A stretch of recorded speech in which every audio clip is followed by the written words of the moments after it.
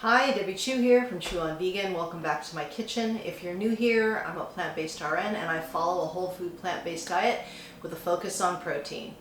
So it's 2025 and we're off to a new year and it's time to get back to reality. Holidays are over and it's time to get into it. This year I'm going to be focusing on protein. I'm going to be focusing on my step count. I'm going to be focusing on working out at the gym with weights 3 times a week. And I'm going to be drinking more water. So those are my focuses for this year. And at least for the first few months, they can change over time. But for right now, I really want to focus on getting enough protein, getting in the gym, building more muscle, and just feeling better. And I'm working out with weights not only to get stronger, but for longevity. Studies have shown that when you have muscle and you can build muscle, then your life is going to be extended. You're less likely to have a fracture, you're less likely to have a fall. There's a lot of things that go into it, but being strong, having muscle tone helps with your balance. And it's a really good stress reliever to get in the gym and work out. If you don't go to a gym, you can always do weights at home. There's a lot of videos out there that focus on that, and you can find one of those. One of my favorites is Mrs. Slim on Plants. She is great. She's a personal trainer, and she's got some great videos out there for workouts. So today, going with the theme of protein focused, I have a recipe today that is a gluten-free, low-fat seitan. It is impossible to find a seitan that is gluten-free because it uses a vital wheat gluten. So those of us that can't have wheat, that I have celiac, I can't have wheat. Some people can't digest it. So this is a really good alternative. It's not really seitan, but it's a seitan style. You can use it for sandwiches. You could use it, you could use it with mashed potatoes and gravy and veggies. It's a meat substitute, but it's very healthy. It's whole foods. It's low fat. So I think you're going to enjoy it. And just a reminder that I do have a cookbook available and an online course. So if you are new to this way of eating, or if you just need some ideas, I will leave those links down below, and those are both really good resources to get your year started off right.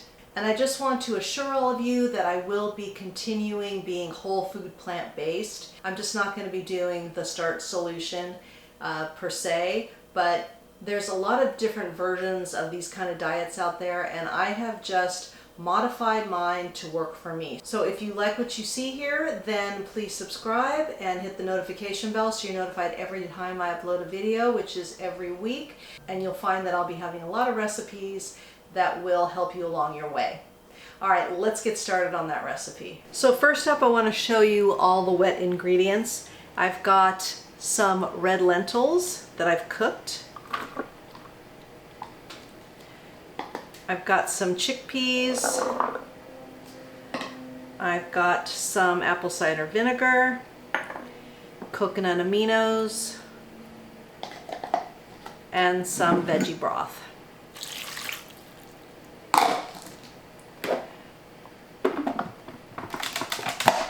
All right, I'm going to blend this till smooth, so I'm going to blend it, probably have to scrape down the sides, blend it again. And then we're going to add this to the dry ingredients. All right, all blended up, as you can see. All right, we're going to set this aside. Now it's time to mix all the dry ingredients together. So I have some oat flour. I have some pea protein. This is unflavored. I just got this at Sprouts in the bulk section. And this is going to help give it more protein.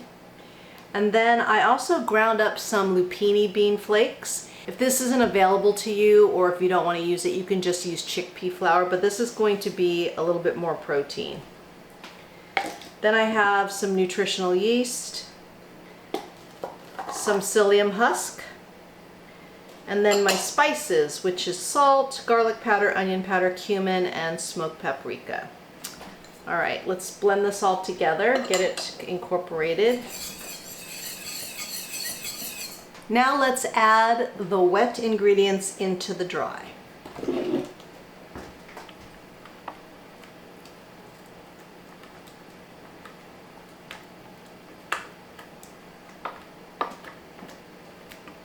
want to make sure you get every little bit. Now I'm just going to mix these two together. If it's too dry, you can add some water or some more broth. If it's too wet, you can add some more flour. I hope I said that right. I'm going to start off with a spoon and then I'm going to use my hands. You just want a nice dough to form. Okay, I'm going to get in there with my hands now. Sometimes the best tools you have are your hands.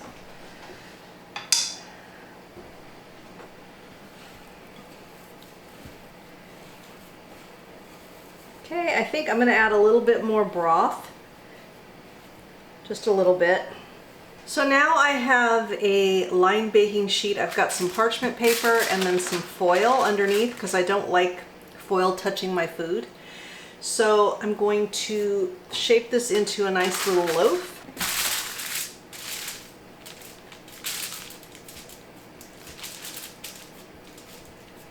All right, that's about as good as it's going to get.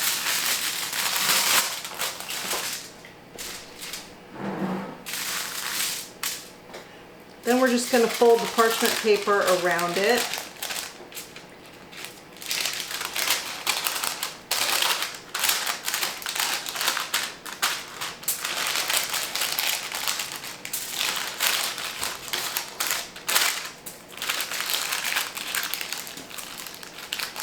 And now the foil.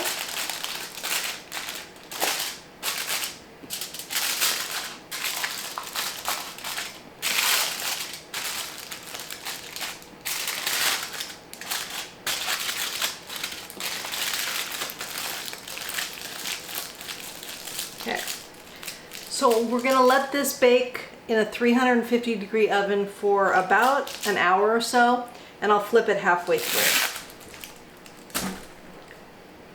All right, let's get it in the oven. Okay, here it is. So like I said, you could slice this thin for sandwiches, or you could just slice it up and, you know, almost like a meatloaf and have mashed potatoes and veggies, or you could put it, crumble it on a salad. There's a lot of different ways that you can use this. And depending on if you want to do, I think this is probably 3 servings, but you could do 4 servings. I'll leave the protein and the calories for both those. So the full recipe will be in the description box below, along with all my resources that I offer. So let's give this a quick little taste. All right, so I just cut off a little slice here. You can see it's got really nice texture.